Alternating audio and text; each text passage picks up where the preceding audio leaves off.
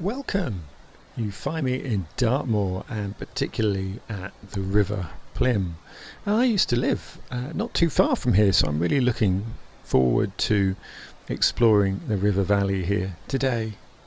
And I'll be taking with me the Nikon D300, and I'd like to think of this perhaps as the last hurrah of the D300 here before I swap it out for a Nikon D750 as I continue to revisit and review some of the classic old Nikons that I have used in the past.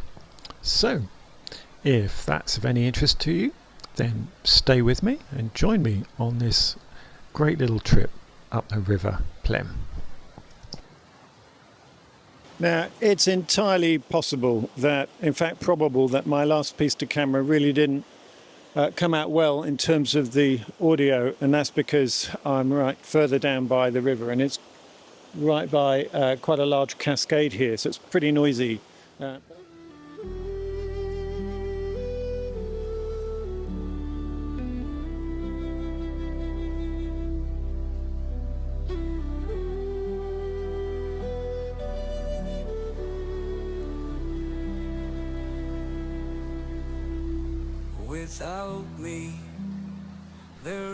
So do forgive a little more overdubbing here. So I was expecting, with the sun coming in and out here, that we will reach the limits of the D300 in terms of its dynamic range. And so similarly with the Z7ii, I'll be avoiding the right hand side of the histogram here and clipping the highlights. And so hopefully I'll still be able to bring out some of the shadow detail, particularly on the Z7ii, but on the D300 it's quite likely that I may well end up having to bracket the exposure on the pictures I take with that camera.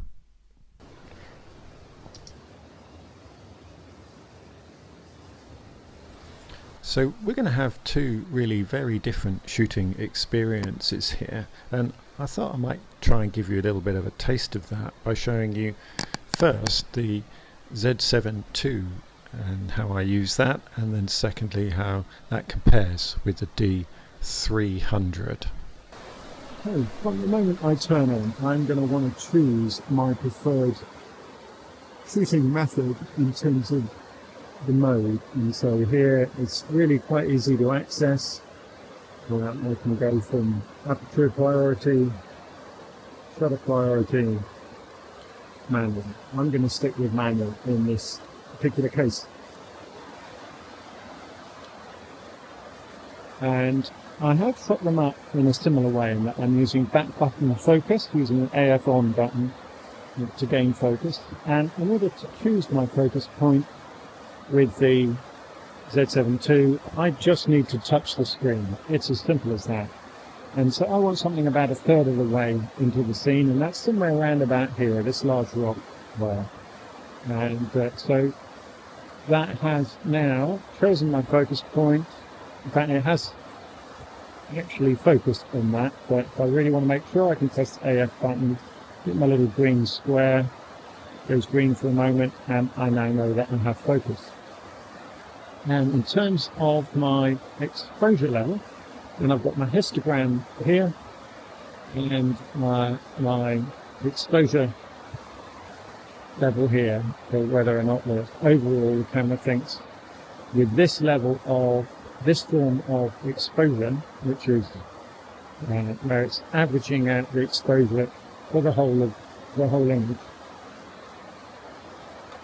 So really quite simple. I choose my shutter speed with the back button here, my aperture with the front controller, ISO. If I want to change the ISO, there's a little ISO control button on the top of the camera here, and I can vary ISO with a combination of that and the dial on the side here.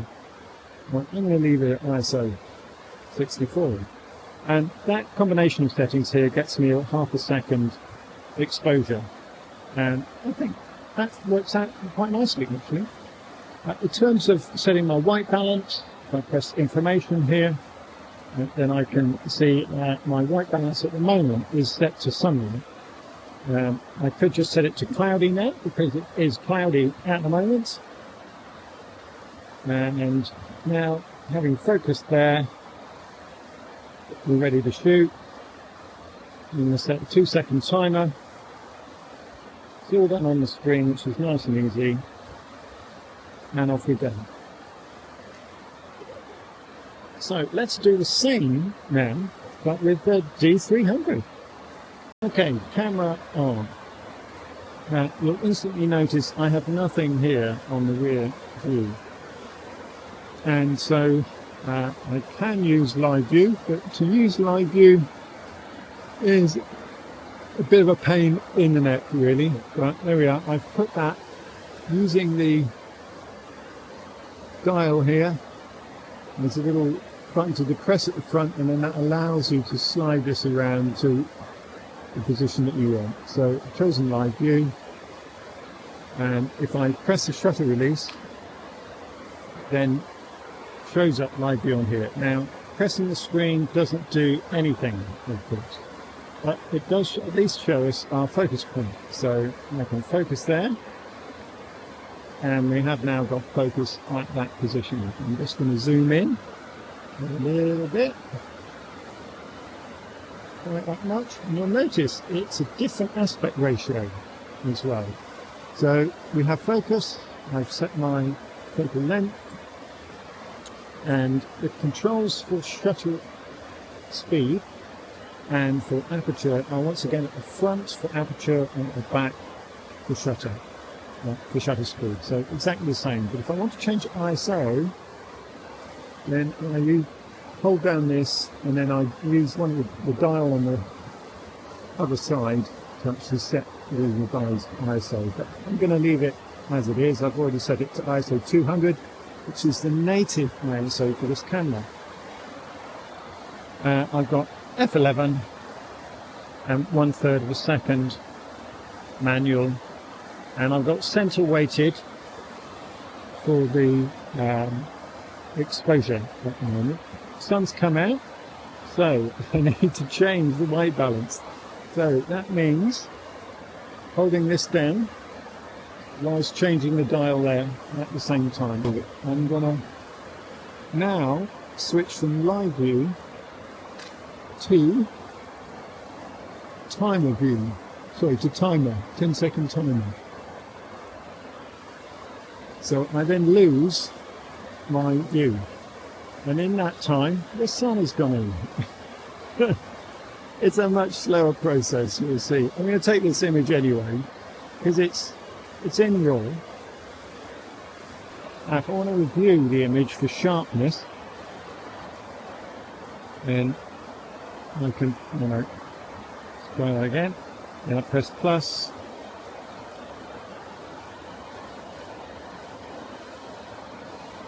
And it does look pretty sharp, but what you will notice is that our level of resolution is a fraction, literally, of what we had on the Z7ii.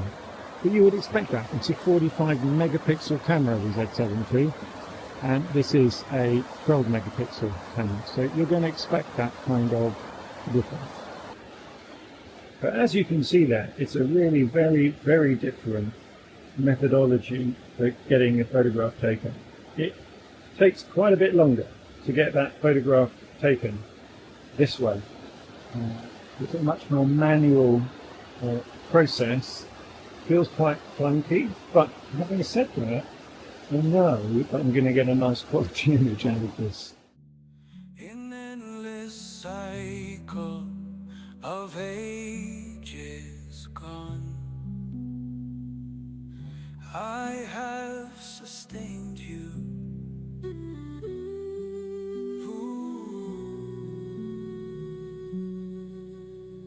Without me, all is dust. Through fire and fury of molten rock, to the solid emptiness of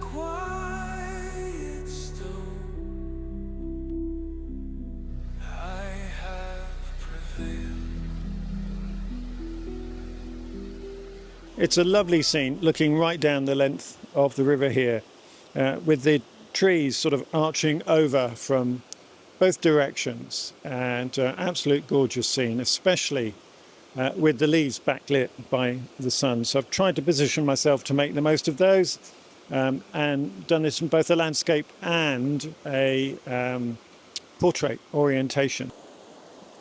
I've got to say, the more I use the D300 actually, the more you get used to its sort of relative quirkiness compared to the Z7ii, and I'm starting to get a little bit more out of it. So on this one, I've put it in portrait orientation.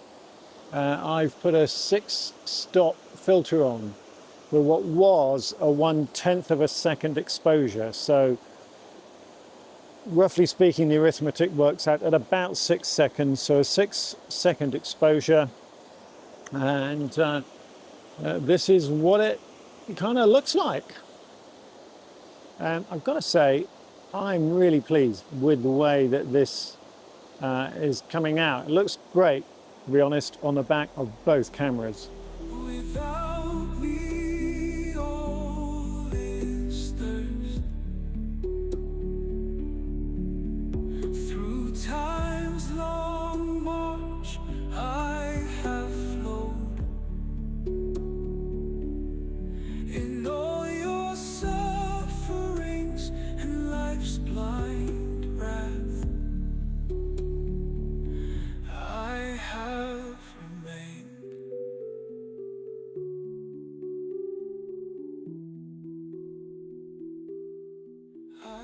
Well, this is a really gorgeous view downstream, and if I can get my tripod settled in the position that I am now, I think this is going to be a lovely shot. That's easier said than done though, because I'm precariously balanced on a bit of tree trunk and a rock, and I can only see 2 points that the tripod could reach, but I'm going to do my best and see if I can set this one up. So based on what the histogram is telling me, I've gone for 1/5 of a second, so we're just up against the right hand edge here and the left hand edge, and I think I'll be able to recover enough there. And so this is with a polarizer on, just to take a little bit of the sheen off the water. So now I'm going to put the 6-stop filter on, and basically 1/5 of 64 is about 12 seconds. So that's what I'm going to go for. If that shot's any good, here it is. I am the water of life.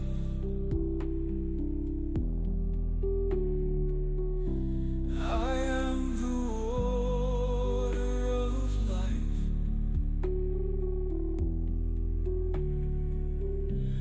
I am the water of life. I am.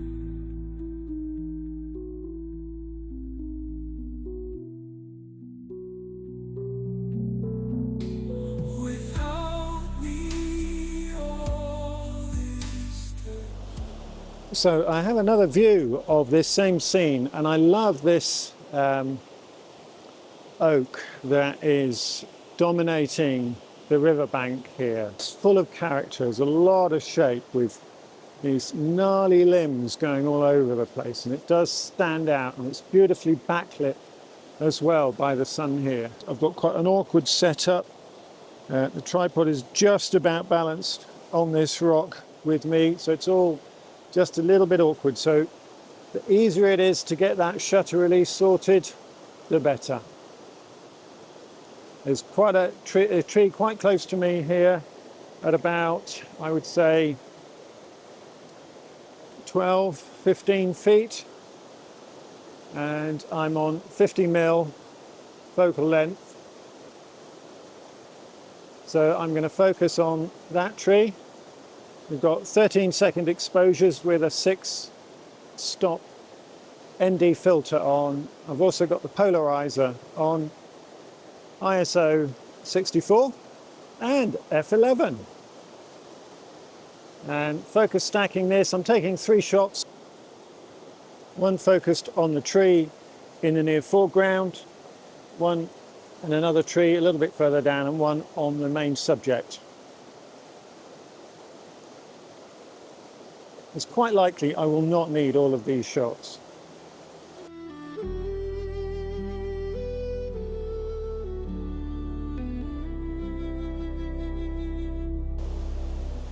And there is a lovely dreamy quality to the water here. Now, just to please those of you who aren't keen on long exposure water shots, I'm also going to take this one without the ND filter in.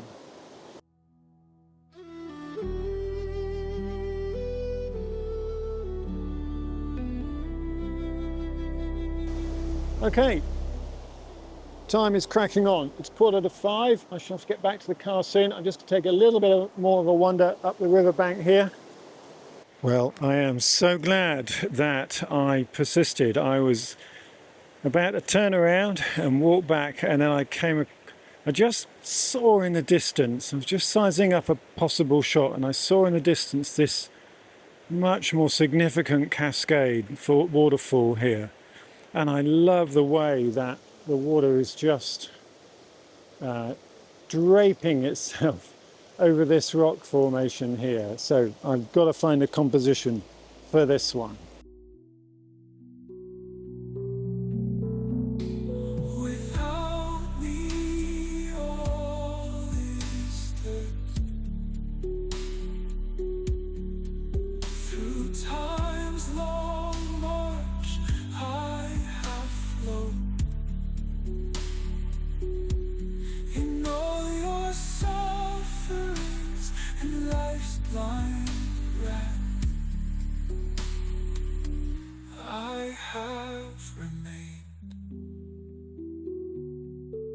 Well, the photography there went great, but I did have a bit of a disaster really. So while I was perched on that far boulder down there, a little precariously surrounded by my tripod and camera bag, I took the D300 out of the case, and the hood for the 17 to 55mm lens, which has always been a little bit loose and dicky, decided to take that moment to just detach itself from the lens. And it slid onto the rock in front of that boulder down there, a little orange coloured one, out of my reach. And I could do nothing but watch as the gentle current just swept it away into oblivion. So I need a new HB31 lens hood, hopefully one that grips better. While I'm on my way back to the van, I thought perhaps I might as well just sum up my experience with the D300. So I suppose I've had it about 10 months, maybe a year, something like that now. And it's been really great to get back in touch with it. And I know there's a bit of a following for this camera. It's a lovely bit of gear. It was Nikon's, I think, first real breakthrough into the, what I guess I would think of as the real enthusiast camera market in terms of digital camera. The first one that really, I think, just nailed it. It was so much better, I think, than what had come before.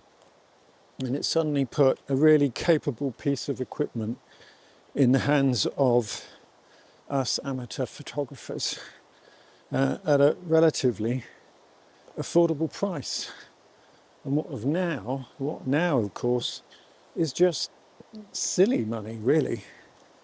So, you know, if you're starting out, or you just fancy messing around with a bit of a classic DSLR camera body, honestly, for about £100 or thereabouts for a pretty good one, you can grab yourself a D300. Why not give it a go? And if you do, or if you intend to, let me know in the comments.